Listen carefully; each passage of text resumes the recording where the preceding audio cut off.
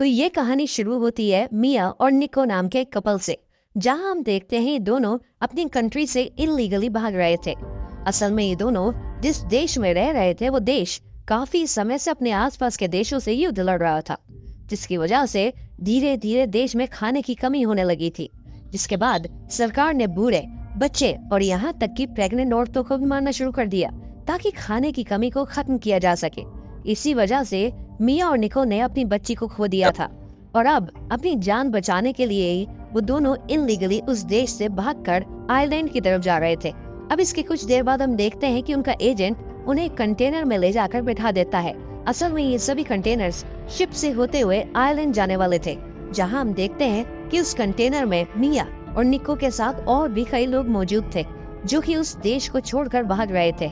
और तब हमें पता चलता है कि मिया तो 9 महीने की प्रेग्नेंट औरत है, जो कि आने वाले किसी भी दिन में एक बच्चे को जन्म दे सकती है।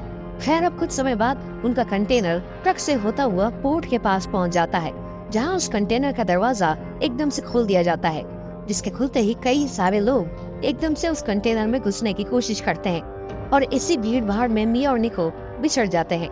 जिसके बाद निको को मजबूरन दूसरे कंटेनर में जाना पड़ता है। अब इस घटना के बाद मिया बहुत डर जाती है, और उस कंटेनर के बंद होने के तुरंत बाद वो निको को कॉल करती है, जहां निको उसे हौसला देता है कि वो हिम्मत ना हारे, क्योंकि एक बार शिप पर पहुंचते ही वो उसके पास चला आएगा। निको के इस दिलासे से कहीं जाकर मिया कुछ शांत होती है।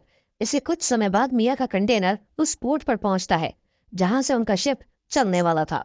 लेकिन इससे पहले उन्हें चेक पॉइंट से गुजरना था, जहां पुलिस उस कंटेनर की तलाशी लेने वाली थी।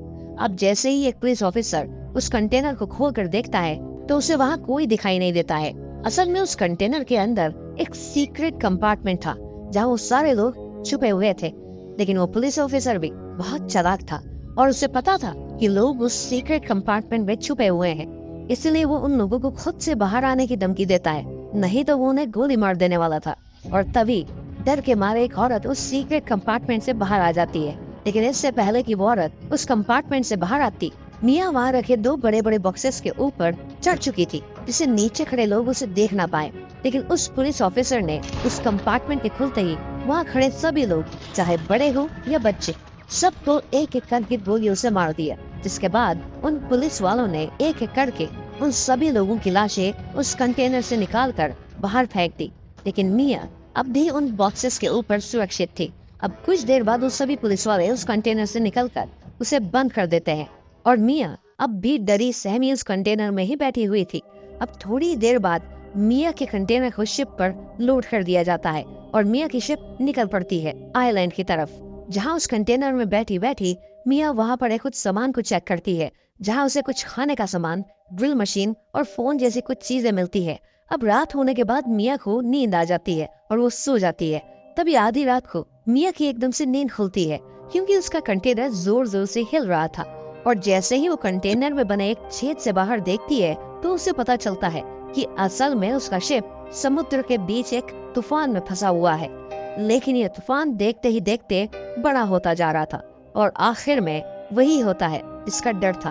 वो पूरा शिप ही पलट जाता है, जिसकी वजह से शिप पर रखे सभी कंटेनर्स एक के बाद एक समुद्र में गिरते जा रहे थे। और जैसे ही मिया का कंटेनर पानी में गिरता है, तो उसे एक जोर से झटका लगता है, जिसकी वजह से उसके सर पर चोट लगती है, और वो वहीं बेहोश हो जाती है। अब कुछ देर बाद मिया की आंख खुलती है। तब वो देखती है कि उस कंटेनर के सभी बॉक्सेस इधर उधर बिखरे पड़े हुए हैं, साथ ही उस कंटेनर में थोड़ा बहुत पानी भी घुस आया है। इसके बाद जब मिया उस कंटेनर के छेद से बाहर देखती है, तो उसे चारों तरफ सिर्फ समुद्र ही दिखाई देता है। ये सब देखकर मिया बहुत डर जाती है, और अपना फोन निकालकर अपने पति निको को कॉल करने की कोशिश करती है। लेकिन उसके फोन की स्क्रीन इतनी बुरी तरह से टूट चुकी थी कि उसका फोन काम ही नहीं कर पा रहा था। इतने में मिया की नजर उस कंटेनर के नीचे वाले हिस्से पर पड़ती है, जहाँ उसे 2 छेद दिखाई देते हैं, जिनसे लगातार पानी अंदर आता जा रहा था। और अगर जल्दी से मिया ने उनका कुछ नहीं किया, तो उसका कंटेनर डूब जाएगा। इसलिए मिया एक एक करके उस कंटेनर के सभी बॉक्सेस खोलती जा रही थी, जिनमें से किसी में प्लास्टिक बॉक्सेस थे, किसी में कपड़े थे, किसी में टीवी था, और किसी में ईयरफोन्स केबल थी, और किसी में शराब की बोतल्स भी थी। तभी मिया को एक टेप मिलती है, और वो उस टेप से उन दोनों छेदों को बंद कर देती है। तभी अचानक से मिया को बाहर से कुछ लोगों के चिल्लाने की आवाज सुनाई देती है और जैसे ही मिया बाहर देखती है तब उसे मालूम पड़ता है कि ये वो वही कंटेनर है जिसमें निको ट्रेवल कर रहा था। लेकिन मिया की आंखों के सामने ही वो कंटेनर पानी में डूब जाता है, जहाँ मिया बार बार निको को एक दूसरे फोन से कॉल करके आगाह करने की कोशिश कर रही थी, लेकिन उसका भी कोई असर नहीं हो पाता है। अब अपनी आंखों के सामने निको को मरता देख मिया बिल्कुल टूट जाती है और उसके दुख का लेवल इतना बढ़ चुका था कि एक बार तो उसने अपनी जान लेने की भी सोच ली, लेकिन फिर अपने बच्चे को याद करके उसने ये ख्याल अपने मन से उतार दिया। अब थक हार कर मिया उस रात वहीं सो जाती है। अब अगली सुबह जैसे ही मिया की नींद खुलती है तो वो देखती है कि उसके कंटेनर में और भी ज्यादा पानी भर चुका है। असल में उस टेप का कुछ खास असर नहीं हुआ था, इसलिए इस बार मिया उन प्लास्टिक बॉक्सेस से कुछ रबर निकालकर उन छेदों को भर देती है, जिससे कंटेनर में पानी भरना बंद हो जाता है। जिसके बाद किसी तरह जुगाड़ करके मिया अंदर आए पानी को किसी और छेद के जरिए बाहर निकालने की कोशिश करती है। तभी अचानक से मिया के दूसरे फोन पर एक अननोन नंबर से कॉल आता है और ये कॉल निको का था, जहाँ निको उसे बताता है कि वो उस शिप पर था ही नहीं जिस शिप पर मिया का कंटेनर था। और तब कहीं जाकर मिया की जान में जान आती है। इसके बाद मिया भी निको को बताती है कि कैसे अब वो समुद्र के बीचों बीच एक कंटेनर के अंदर बंद है। इसके बाद निको मिया से वादा करता है कि वो उसे बचाने जरूर आएगा। निको का फोन रखते ही मिया को पेट में दर्द होना शुरू हो जाता है, जिसका सीधा मतलब यही था कि मिया अब किसी भी वक्त अपने बच्चे को जन्म देने वाली थी। तभी हम देखते हैं कि समुद्र में आंधी तूफान आना शुरू हो जाता है और उस कंटेनर के अंदर का भी माहौल बिगड़ना शुरू हो जाता है, जहाँ पूरा कंटेनर तूफान के कारण जोर जोर से हिचकोले खा रहा था और साथ ही उस कंटेनर में पानी भी भरता जा रहा था। और इसी माहौल के बीच मिया की बेटी नोहा पैदा होती है और मिया किसी तरह अकेले ही उस दर्द के साथ साथ अपनी बच्ची को संभालती है। खैर, इसके बाद अगले दिन की सुबह होती है, जहां हम देखते हैं कि नोहा रोना बंद ही नहीं कर रही थी। साथ ही मिया का खाना भी अब लगभग खत्म हो ही चला था।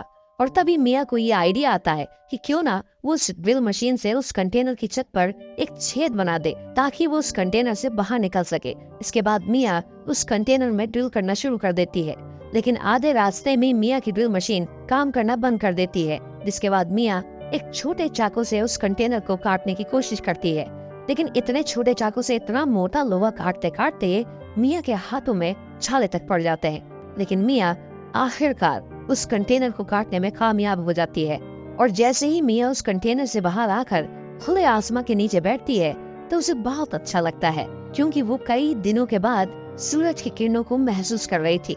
जिसके बाद मिया अपनी बेटी को वहां ले आती है, जिसके बाद वो भी रोना बंद कर देती है। तभी समुद्र में मिया को कुछ मछलियां दिखाई देती है, जिसके बाद मिया उन्हें पकड़ने की कोशिश करती है, लेकिन शुरुआत में वो एक भी मछली नहीं पकड़ पाती। उसी वक्त मिया को आसमान से एक प्लेन जाता हुआ दिखाई देता है, जिसके बाद वो टीवी की स्क्रीन तोड़कर उसे प्लेन की तरफ चमकाने की कोशिश कर रही थी। तभी लोहे के किनारे से उसकी टांग का मांस फट जाता है, जिसके बाद मिया को बहुत ज्यादा दर्द होता है। और अब खून को बहने से रोकने के लिए पहले तो मिया शराब से अपने जख्म साफ करती है और उसके बाद अपने जख्म को सिल देती है, जिससे मिया को बहुत दर्द होता है। इसके बाद मिया को एक आइडिया आता है कि क्यों ना वो उन ईयरफोन केबल से एक जाल बना ले उन मछलियों को पकड़ने के लिए। और मिया बिल्कुल ऐसा ही करती है। अब ऐसे करते करते मिया के खाने का इंतजाम मछलियों से होता जा रहा था और पीने का इंतजाम बारिश के पानी को जमा करके मिया कर ले रही थी। साथ ही नोआ दूध के सहारे आगे बढ़ रही थी। अब ऐसे ही करते करते दिन बीतते जा रहे थे, लेकिन हर बीते हुए दिन के साथ साथ मिया मायूस भी होती जा रही थी, क्योंकि मिया को ये नहीं समझ आ रहा था कि आखिर कब तक ऐसे ही चलता रहेगा। तभी एक रात मिया को निको का कॉल आता है, जहाँ वो उसे बताता है कि वो एक शिप से उसके पास आ रहा था, लेकिन उसे पुलिस ने पकड़ लिया और पुलिस से दूर भागते वक्त उसे गोली लग गई। अब उसका इतना खून बह चुका है कि शायद वो बच न पाए। आखिर में वो मिया से माफी मांगता है कि वो उसे बचाने नहीं आ पाया। जाने से पहले मिया निको की उसकी बेटी नोहा से बात करवाती है। अब ये सुनने के बाद मिया बहुत टूट जाती है, क्योंकि उसे समझ में नहीं आ रहा था कि अब वो करे तो क्या करे। लेकिन मिया को जीना ही था, वो भी अपनी बच्ची के लिए। और सही मायनों में मिया अभी तक जिंदा भी सिर्फ इसलिए ही थी क्योंकि वो अपनी बच्ची को सुरक्षित देखना चाहती थी।